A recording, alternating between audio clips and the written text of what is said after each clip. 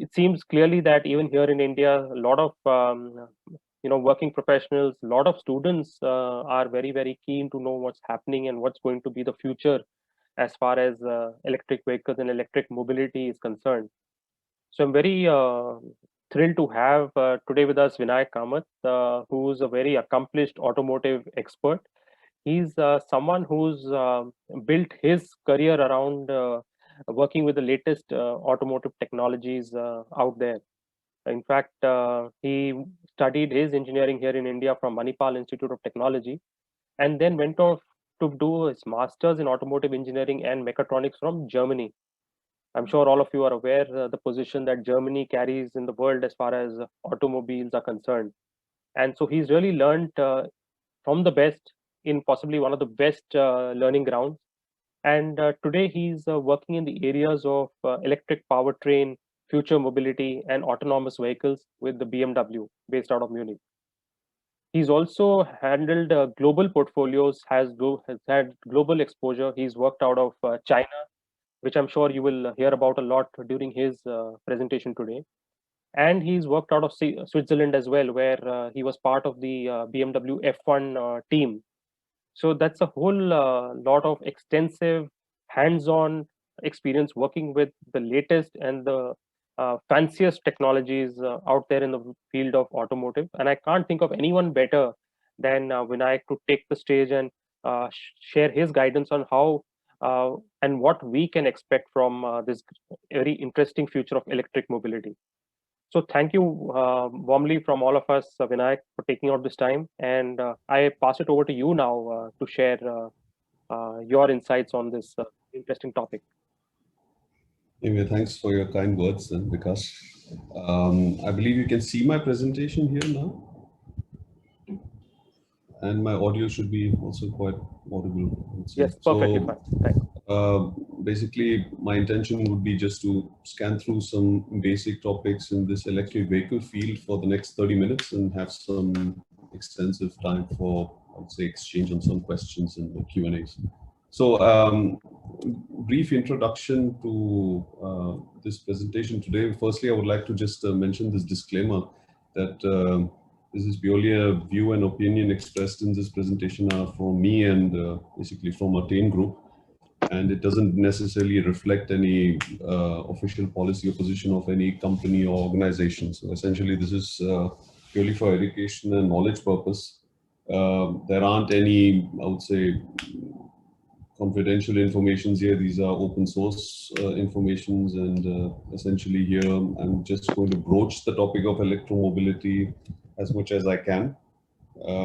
Having said that, I mean, this field is quite extensive. So in my opinion, I mean, if one were to delve too deep in this, it would take much more time and it would probably expand beyond this time of this presentation slot. So brief introduction you've already given, but just here's a short resume of mine. So like you mentioned, yeah, mechanical engineering, then mechatronics. I've had 15 years of work ex now and counting in the electric or in the automotive field. So I started basically with simulations and durability testings. So this is basically load case analysis and also durability dimensioning of vehicles. This went on then to Formula One. This was a whole passion of mine. After a stint in motorsport, I then moved to serial development of the electric vehicles that BMW had. It was the i3 and i8. It's called the Project I. So I had here the opportunity to actually sign off some high voltage components, which was quite a good milestone in my career. Following that, my knowledge also expanded towards not just hardware, but also software and electronics or embedded systems. And also I've had the opportunity to build up a team, basically a development center in China, in Beijing. So that went on for 3.5 years. Essentially here, the main objective was to understand the Chinese market. We're talking 2013. So this was electromobility in China itself was quite nascent. So that was exactly the point to actually envisage and to see where the market is heading over there and to understand the supply chain network. Beyond that, now basically I'm in strategic joint venture projects for the Mini and for the X1. And this is where I'm currently at. My interests basically are also beyond the scope of automotive. So I like to involve myself a lot in, I would say, the blockchain technology, or the way I like to call it is decentralized ledgering systems. My newest interest has been in autonomous vehicles, and also systems belonging to it. And also, yeah, I'm a big motorbike fan, which also sort of is a portfolio at BMW. Today's topic, what we'll cover, in my opinion, would be just to explain to everyone. There are many people who are probably technically oriented, some who are not, but to briefly explain, okay, how does an electric vehicle differentiate to a normal conventional vehicle that we usually see? Then also we could have a look at some EV market scenarios. I mean, how the market is reacting to it, which elements are essential in actually looking at the whole electric vehicle global picture. And then also I would like to inform maybe to the youngsters or the other people, the other listeners on this group, about what sort of roles and competencies are sort of looked for in the electric vehicle market, so to speak, or the electric vehicle technology field. So going on to this difference between a conventional and battery vehicle, just keeping it very general. When you talk about a normal conventional vehicle, there are parts so which are only pertaining to conventional vehicles. So you generally have like an alternator. It's the electricity producing element for the 12 volt or 24 or 48 volt supply in the powertrain system. You've got typical items like clutch and flywheels. Then you've got a starter to actually start the engine that you have. It's through a starter coil. Then you've got usual parts like a compressor for the air conditioning. You've got oil pumps. You've got water pumps to run the cooling system for the engine and for other peripherals. You've got an extensive exhaust system also. You've got energy generation or EGR systems, or you've got, I would say, latest OPF, or petrol particle filters, and then of course the exhaust gas should be routed through a muffler, so to speak, and you've got this whole exhaust system going on. Also, obviously, the central element being the fuel tank, where you put your diesel or petrol. You've got, when it's I would say, a rear wheel drive or all-wheel drive, you've got these transaxle drive shafts going across the vehicle. Transaxle meaning connecting the both axles. You've got the usual radiators, and also in case of turbocharging, you've got then intercoolers to support the generated heat from this turbocharger. So this is also a very complex part. You've got the gearbox, manual or automatic, which is quite, I would say, common. People know what a gearbox is. Obviously, then also the fuel. I mean, we're talking here about hydrocarbons, so petrol, diesel, sometimes also CNG.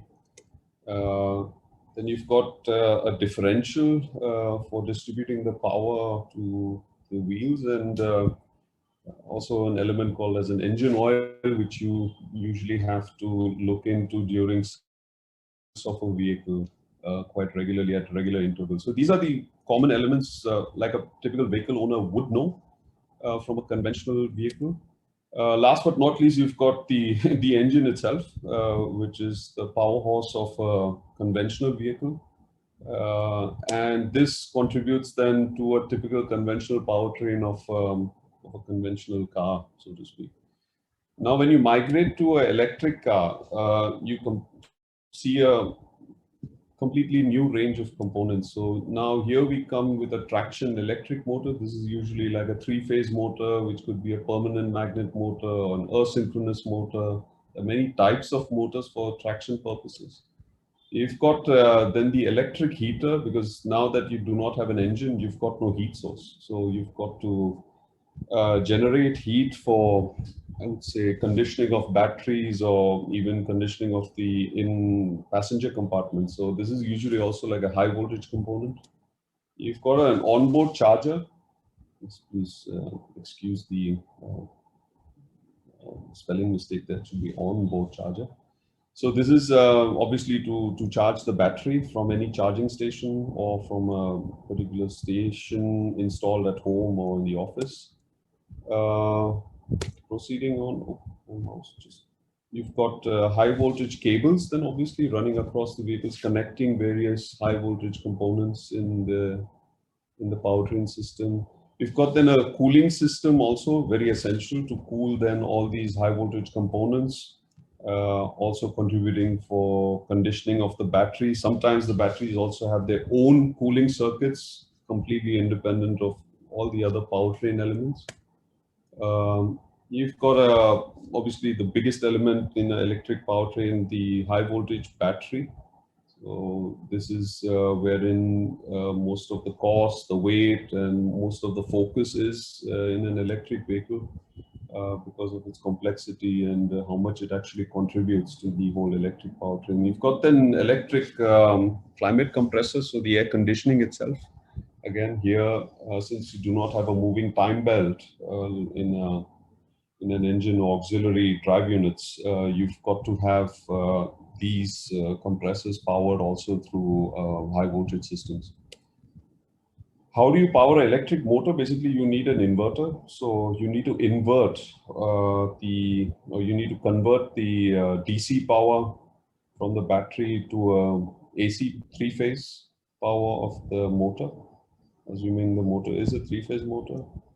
When you look at electric scooters or these mopeds, what are in the market, these aren't usually three phases. These are direct DC motors. Then you just need a DC converter, DC-DC converter. In a vehicle, then you need a DC-DC converter in addition, because you've got now, say, your radio, certain, your window motors, wipers and stuff like this, lights even. So these run at different voltages. They aren't necessarily high voltage components. So you've got to basically set down the voltage from the battery to a voltage level which these components work at. So this thing is called as a DC-DC converter. Involves a lot of filtering in this also, because it has a lot of EMC interference. And when you see these components, these are typical battery electric powertrain parts. Also, the vehicle forms of these electric vehicles tend to be a bit different than usual conventional vehicles, because the elements of aerodynamics, weight contribute a lot in the efficiency, and efficiency basically also then contributes towards dimensioning of these powertrain components.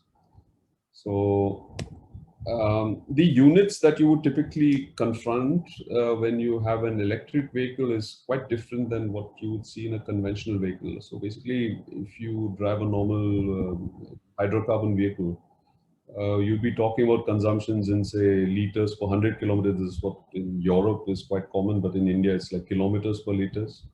Also, the tank, basically you have a display which says, whether the tank is full or empty.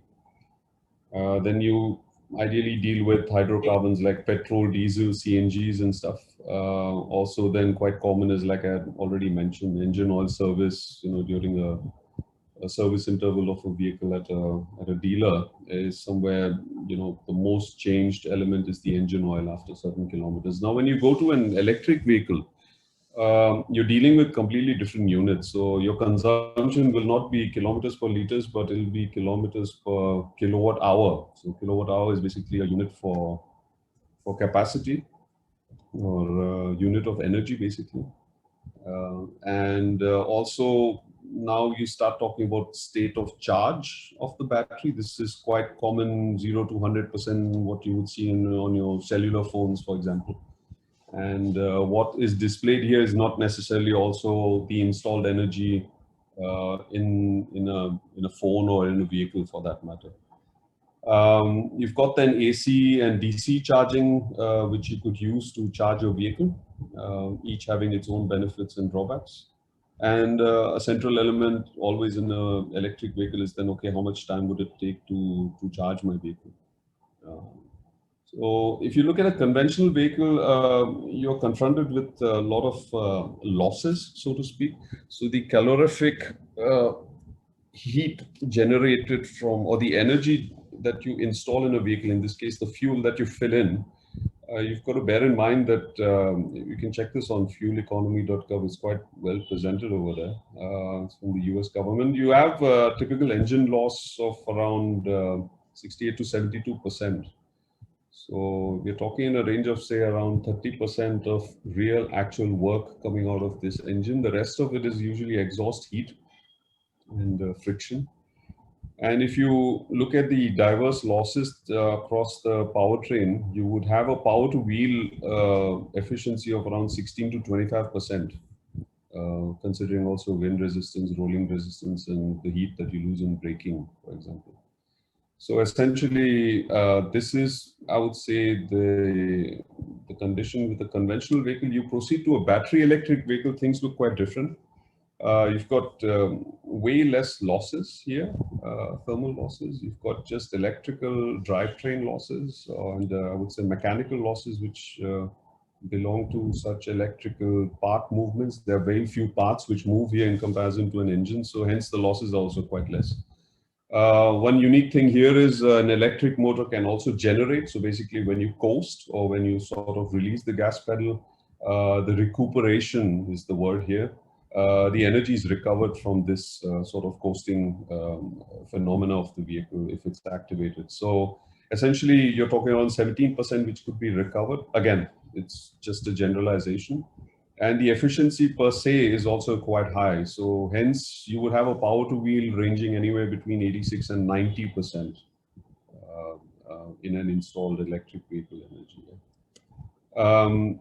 So I try to simplify now with some figures, and I won't go too deep, but essentially, if one customer were to ask, okay, what is sort of the difference between running a conventional car and if I migrate to an electric vehicle? So just imagine like if you had a vehicle with like 50 liters of tank and giving an average of like 10 kilometers per liter, which is quite, I would say, reasonable. The weight of the fuel the specific weight of petrol in this case would give a total weight of around 36 kilos. And then if you run for like 400 kilometers with that average and you go into a gas station with say around 10 liters of reserve gas, then it would take you around 5 minutes to just fill up typically and then carry on your drive. And just Googling the price in India right now, it's around 90 rupees per liter. So you'll be paying around 3,600 rupees then for this 400 kilometers that you've driven. Now you migrate to an electric vehicle, like I said, you're completely dealing with capacity and different units. So here is also a typical value of 20 kilowatt hours for say, an average electric vehicle, which comes to around 5 kilometers per kilowatt hour consumption. But here we are talking of an active battery weight of around 640 kilos. And here, if you do drive with this consumption for around 400 kilometers, keeping around a 20% reserve, you would be then confronted with charging this vehicle anywhere between 8 hours and 30 minutes. Now, bear in mind, this is purely because of the charging power and from the charging power station, what sort of a charging infrastructure this is. So is it an AC charging? It's a single phase, 3-phase, or are we doing DC charging? So currently, it's quite normal to see that the vehicles in the market are ranging between 8 hours to 30 minutes if you were to charge the vehicle completely from this reserve to full charge. And now if you look at the cost of running, again, Google value of around 6 rupees per kilowatt hour, excluding service charges of probably say the charging station or whatever, it would be around 480 to 500 rupees then for the 400 that you've driven. So you see a significant reduction in cost of operation, not necessarily cost of ownership, yeah, in the beginning. So it breaks even at a different point. Now again, why the weight is so different is simply and clearly because of the energy density by mass of the elements that are installed for the energy in these vehicles. So basically, gasoline is somewhere around 12,200 watt hours per kilo, whereas a LFP, it's a lithium iron phosphate battery, which is sort of a typical chemistry used for cathodes in batteries. They lie around 200 watt hours per kilo. There's huge advancement here. There's also a lot of different technologies which increase the watt hours, but essentially you're talking around, I would say, 60 factor 60 difference between where you get the energy density from a hydrocarbon to a battery chemistry. So the EV market right now, if I look at the trend again, the global sales has exponentially increased, I would say, from 2016. Having said that, there are just few countries which are pioneering in this. One of them is China, and Europe is sort of playing catch up, and you've got then obviously the UK and Norway and many of these Scandinavian countries joining in the bandwagon because of environmental issues. The cost of purchase, so the ownership in this case, when you procure this, you would see that you're typically around 30-35% more with an electric vehicle currently to a conventional vehicle. And the factors affecting cost of ownership is usually then also based on city restrictions. You know, there are so many cities in Europe or probably even in the US which is sort of thinking about banning conventional vehicles. So this sort of plays a role as to how often you use your vehicle to enter a city. The cost of parts. So in this case, you've got many expensive components in an electric vehicle. Having said that, I mean, they are quite durable and long-lasting if they're dimensioned well. Charging infrastructure plays a big role. Okay, there are many cities who are quite well sort of geared up for electric vehicles, but many others not. Also, the temperature plays a big role. Like, where do you actually use this vehicles? Are you driving in a very cold environment, like I would say north of Sweden, or are we talking you're driving in hot environments, which is also quite harmful for electric vehicles, like Florida, or I would say Saharan area, India for that matter, also in certain areas. It's very essential to see and actually understand the customer profile usage in this case, especially from an engineering perspective. Then you've got government subsidies which encourage electric vehicles a lot to buy. Germany provides that, China also. You've got then the MRP itself, which the customer always considers whether he should invest this 30% in addition to a conventional vehicle. The driving use case also is quite important. I mean, if you're a vehicle who or an owner who doesn't drive a lot but has a lot of city driving compared to, say, typical sales sort of a job person that I know in Germany who typically drive like 35,000 kilometers a year. So these guys are usually diesel owners. So now you've got a completely different use case here. So you've got to cater to these needs also. The weight and aerodynamics play a lot more of a role, I would say, in an electric vehicle than a conventional, because the more inefficient you are, the more energy you've got to install. So the bigger battery you'll have, and the more price you would have to pay for it. Yeah. And then the charging behavior is also quite important. How often do you charge from, say, completely empty to full, or are you charging somewhere in the middle? Are you using AC charging? Are you using DC charging? Are you connected on the grid? So these play also. And there are many other roles which contribute towards usage of an electric vehicle, basically. It's not that simple. The price reaction on the equity market is something also which you could see that the acceptance of electric vehicle is sort of increasing here. Typical examples of two OEMs like NIO and Tesla. You could see that starting 2000, I would say even just coinciding with COVID for that reason, it has shot up tremendously. So you could see that the market reaction, the, I would say, investment funds, and I would say even general acceptance is going quite high, or going at least in the direction of favoring electric mobility. We've got then typical ETFs, which are not necessarily OEM relevant, but also for industry relevant. So clean energy or electric vehicles also kind of shooting up quite well and significantly. I mean, we're talking exponential growth here.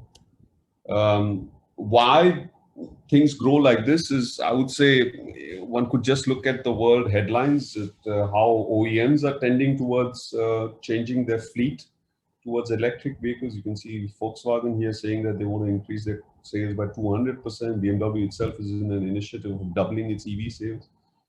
Governments like the Biden administration is moving towards electric vehicles.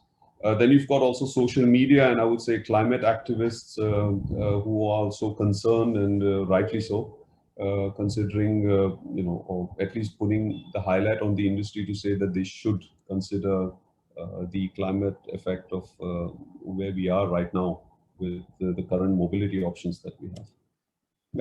The supply chain of raw materials now, if I just concentrate on cell manufacturing, you could see here that the projected global market share in 2019, this is pro-COVID, or pre-COVID, sorry, you could see that it's predominantly Asian and predominantly also Chinese. So hence the focus here is more, I would say, in regions which are not common to where conventional vehicles were, like US or Europe.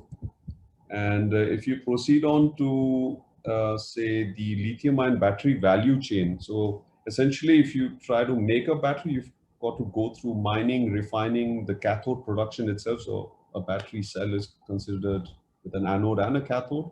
So basically when you start talking about lithium and all, these are basically cathode elements. And you've got the cell production and then the module assembly. Basically you combine a lot of cells to make a module, you combine a lot of modules to make a battery. And this is where actually usually where the OEMs sort of come in, having these facilities in their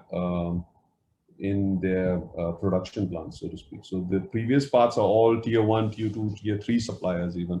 You could also see that the classical procurement focus was always Europe and say even China for that matter. And the new focus, because the raw materials are available at different parts of the world, hence you start looking at areas like Chile, Bolivia, Congo, China, Australia has got a lot of mines. So you completely start looking at different value chain areas when you move towards electric fields. Yeah? Then if you were to talk about roles and competencies, you've got like 4 minutes and so. I try to sort of split it up between different fields. So it's very difficult to just generalize and say, okay, which know-how is needed in the electromobility field. But if you try and look at electronics and electrical engineering, like experience in PCB design or electromagnetic compatibility, EMC, knowledge in this is quite asked for. Also, if you've got high voltage installation certification, this definitely plays a big role. And if you were to be in a discipline of electrical engineering, I would say electromobility would be quite inviting for candidates. And if you were a mechanical engineer, I mean, there's a lot of thermal management element coming in, aerodynamics and mechanical design, which is in no way a small part in electric vehicle development, for that matter, or electric powertrain. When you look at software side of things, you've got a lot of embedded software development, especially, like I said, like dealing with batteries and charging habits. You've got a lot of machine learning involved here to actually understand how the customer is charging, when is he charging, and how do you ensure from an intelligence perspective to ensure that the state of health of the battery, so it's called SOH, is kept as high as possible so that the customer could use that vehicle for a longer time and not that the capacity just drops to like 50% after say 6 years of usage or something. So there's a lot of machine learning involved here, also a lot of data science sort of a work involved here. But if you were to talk about the botnets of the vehicle, then you've got like good knowledge required in bus systems, connecting various components. And also then for software development tools like Jenkins or continuous improvement is something which is highly in demand at the moment, I would say. If you were not from the engineering side, but more from the production side, typical SQA jobs with certain certifications in ISO, knowing about FMEA, failure tree analysis, typical quality, production quality sort of know-how. This is also quite asked for across the board. I mean, we're talking production of electric motors, batteries, even, like I said, tier 1, tier 2, tier 3 suppliers also. So at these points, SQAs are quite vital. If one were just concentrated on the cell chemistry, which has bounds of possibilities at the moment. I mean, I wouldn't say we're in the infancy of cell development, but there's still a long way to go, and things are going to break even. And this is exactly what makes electromobility interesting, is basically when the demand goes up, then the supply also goes up and the technological advances also start going up. And this is exactly the drive needed toward getting the price down and making it as competitive, if not cheaper, than a conventional powertrain. And this sort of a trend is quite obvious even in the internet boom. You would have seen like how prices have dropped there, and quite typical even with cell phones, that initially the costs are very high, but they do drop. This is purely a demand and supply equation. Um, Having said that, I have shown you like where the supply chain is and how globally mobility is spread. So you're dealing with suppliers, sub-suppliers, OEMs, even customers or regions which are across the world. So in my opinion, like at the moment, I speak German, English, and I would say HSK3 level of Chinese. So this helps me a lot in my professional field to actually connect with professionals in this field a lot. So learning extra languages would, I would say, bring in that extra edge for people who want to get into this field. Also, I would strongly recommend that people constantly keep learning and manage their time. So in my case, like although I have a busy schedule, I do take times of like certifying myself with extra knowledge through courses like Udacity. I also learn a lot from, I would say, YouTube videos. There are many online courses which are available wherein one can learn something very focused. And I would say just to keep abreast with where the industry is or where the other OEMs are, because things are so fluid and the fear of being redundant is quite high. I would say that one should constantly be reading a lot of materials, technical papers, or even looking at media and actually knowing okay where the trend is heading. So this would be my advice. And if you were to just have an integral, at a very quick integral to know okay which sort of skill sets are needed wherein you are. If you just look at certain job postings on Glassdoor or even LinkedIn, you would basically and generally know which sort of skills are required across the board if you were to say go into inverter design, or if you were to go into battery pack design or BMS, like a battery management system design, or any software design for that matter. So that helps a lot also. This would be a tip that I could give. So essentially, this is what I could gather for this presentation, Vikas. Like I said, I mean, it's an extensive topic, but considering the time, I wanted to have more time to discuss with any questions that you had. Of course. Thank you so much for that, Vinayak. I think excellent session. The way you brought about the entire uh, connection between the technology side of future mobility, the economic angle, the social angle, I think will definitely add value to all of us who spent the last 30 odd minutes with you. Interestingly, there are a lot of questions which have come in the chat box, and we also got a lot of questions at the time of registration when people actually registered for this talk. So I have a request for you. It might go beyond 11:45, which was our targeted time. Lovely. Yeah. Thanks so much.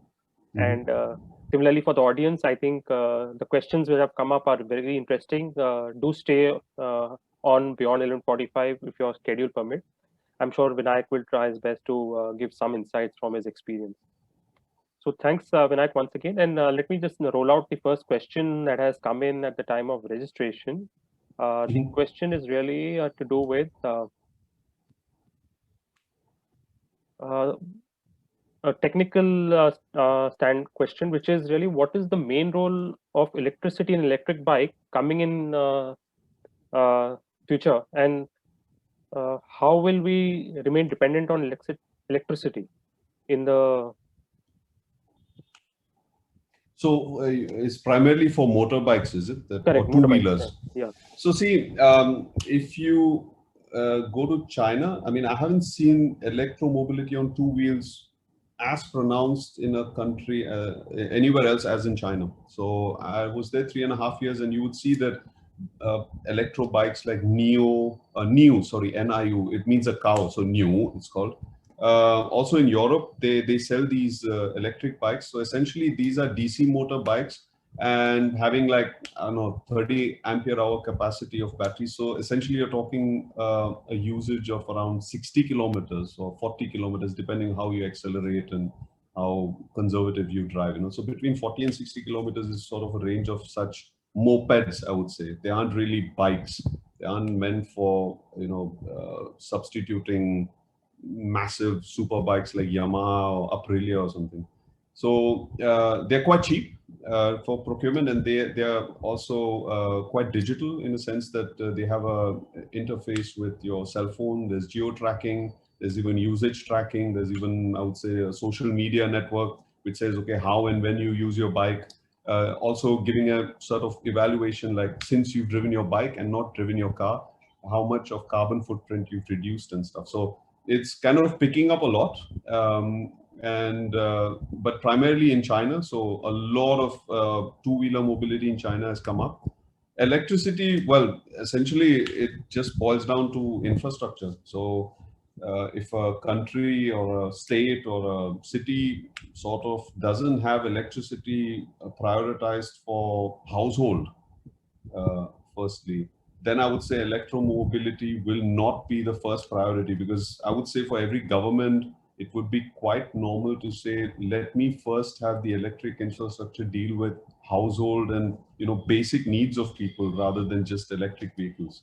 So therein, I mean, you have to definitely consider the electricity that you produce, how you produce it, and whether the infrastructure can actually promote electromobility. So this is a very important part of this question, I would say.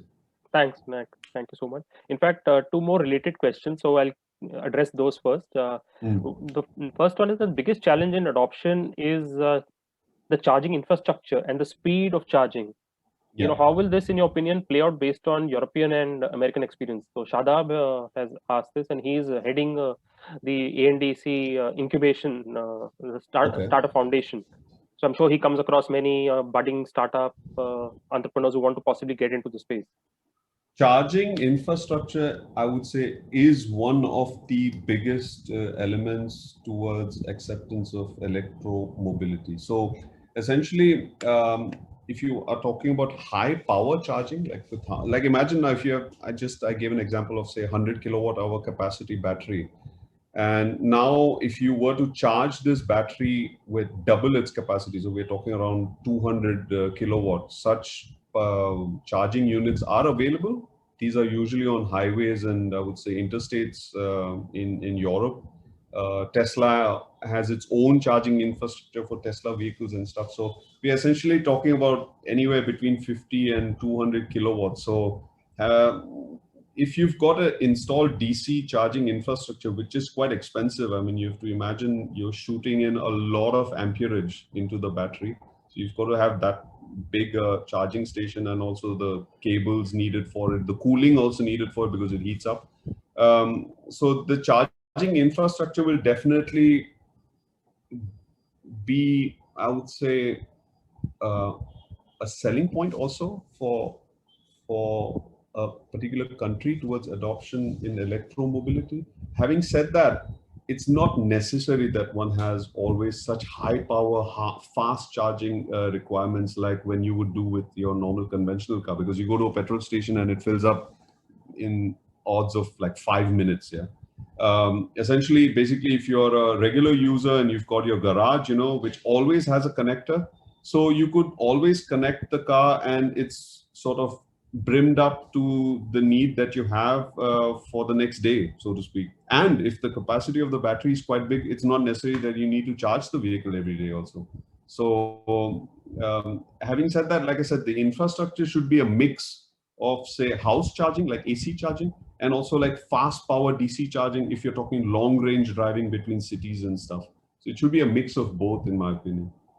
Thanks. In fact, the second question is very similar. The question, very in simple terms, is it possible to charge at home? So yes. If you've got a single phase, like in India, it's, I don't know, 10 amps or 16 amps. I mean, I know for Germany, it's single phase. You've got usually in a household, your normal connector that you have where you connect your household appliances. These are single phase, I think till 10 amps fused. Yeah.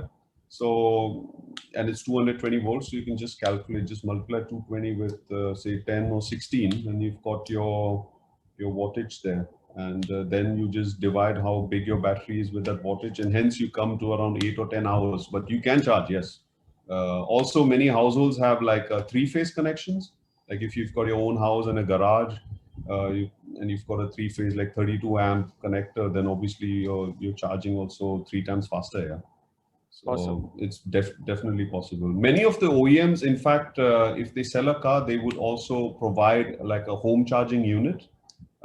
Having said that, they would first ask, okay, and analyze what sort of a connection you have at your house or in your garage, for that matter, from the general infrastructure, so that their wall unit, like the charging unit, could be installed. So this Awesome. check is always done here. Awesome. In fact, that reminds me that just last week I remember seeing an advertisement in one of our papers. So one of the one of the players in the Indian market, or global player, is actually selling hybrid vehicles, and as part Okay. of the offer price itself, is offering to set up one charging point either at the buyer's office or residence, as per the individual's preference. So you Yeah. bang on that one. And the transition will be through hybrids, by the way. I mean, it won't be just electric all the way, because you've got this whole element of range anxiety.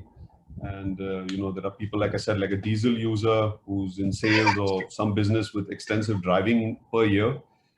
For him to switch to a battery electric vehicle would require also no hindrance to his normal usage that he's used to, like driving such extensive kilometers.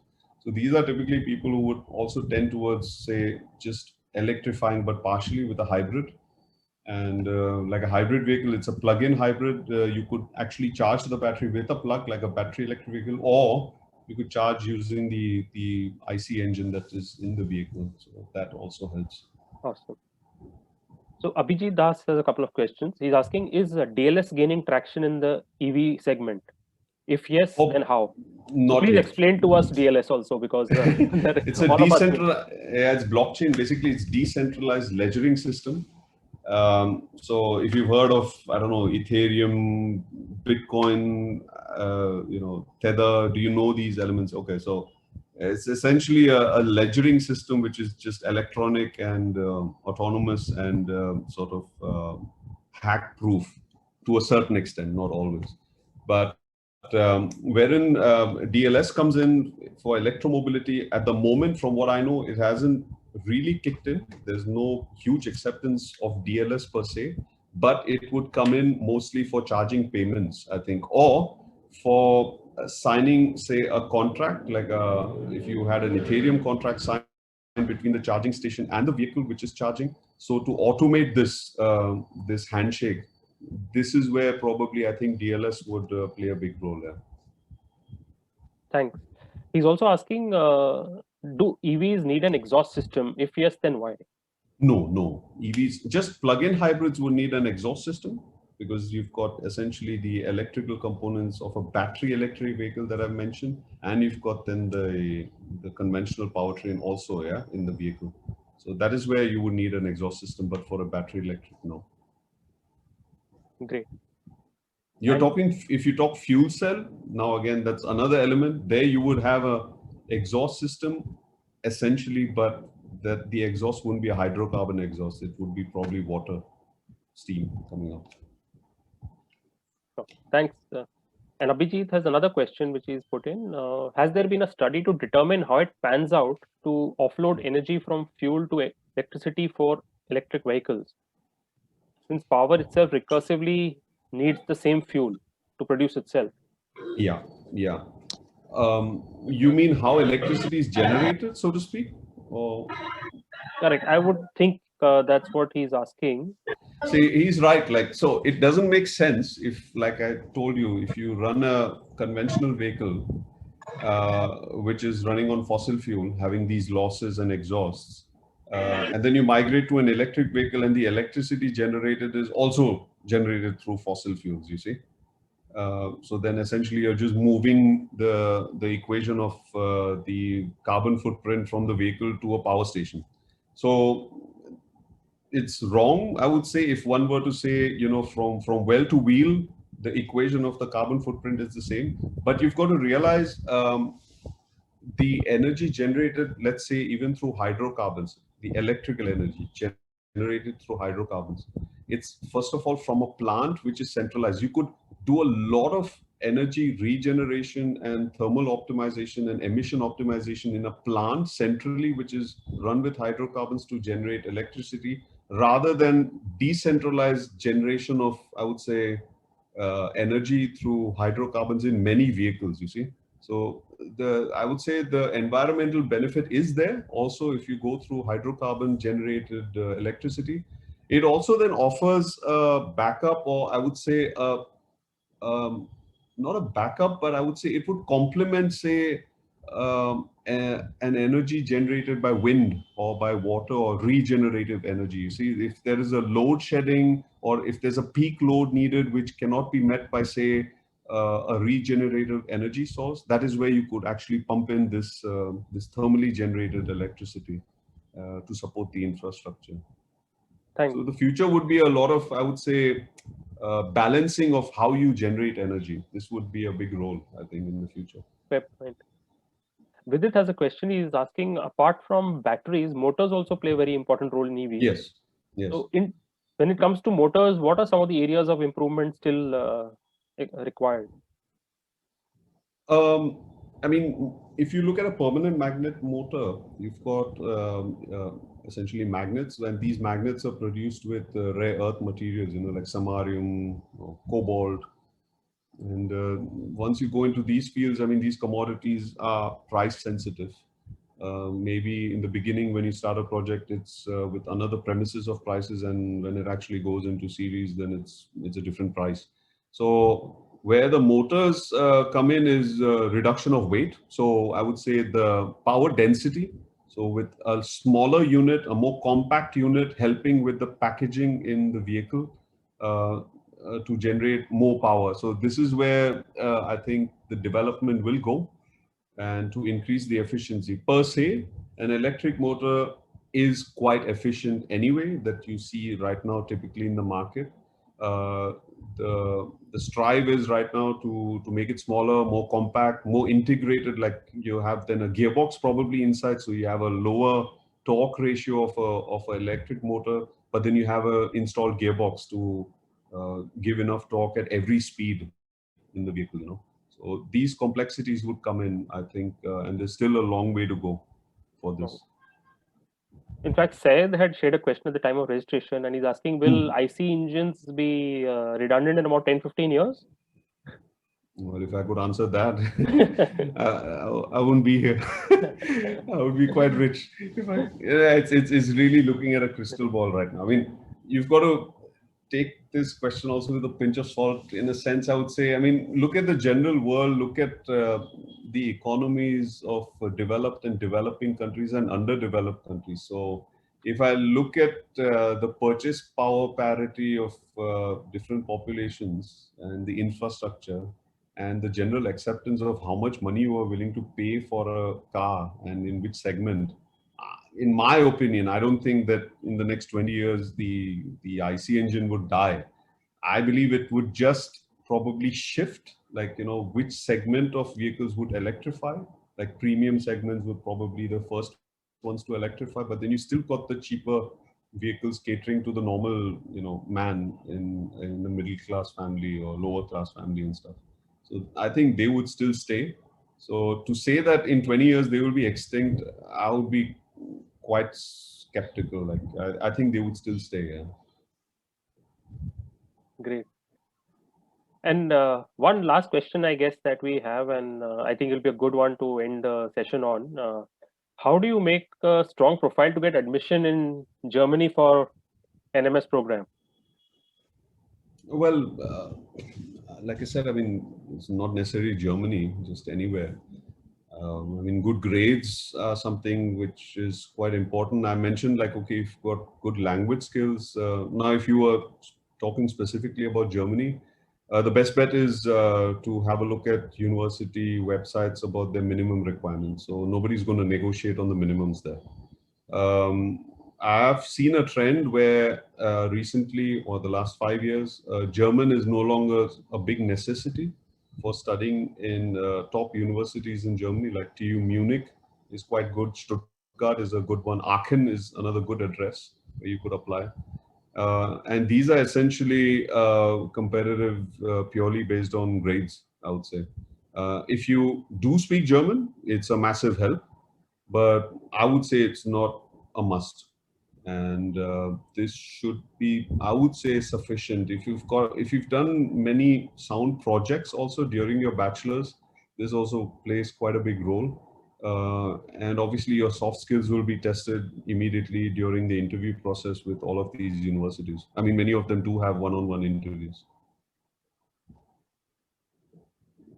The one thing I can tell is if you do enter such universities, you have great access to industry directly. So when you do like an internship per se, it's quite intensive and you are directly connected with many of the OEMs, or, you know, if you're even moving away from, I would say, typical car manufacturers, you could even go in industry of some other field. And this is quite available, like Siemens, or I would say ABB, stuff like this, you know, or infrastructure builders. There are many, I would say, smaller companies who are heavily involved in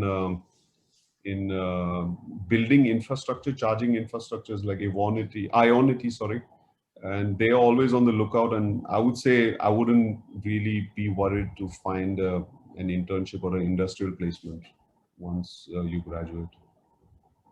Great. So thank you so much, Vinayak. I think that was an extremely insightful session, and I'm also very thrilled to note you're wearing that HR in my heart T-shirt, Thank you. which is a validation of whatever we are trying to do at Attain.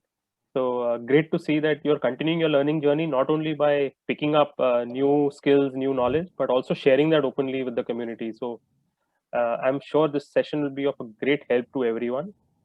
We will share it on our YouTube channel. So those of you who would want to get a recap, feel free to visit our website. It should be uploaded in a maximum 48 hours.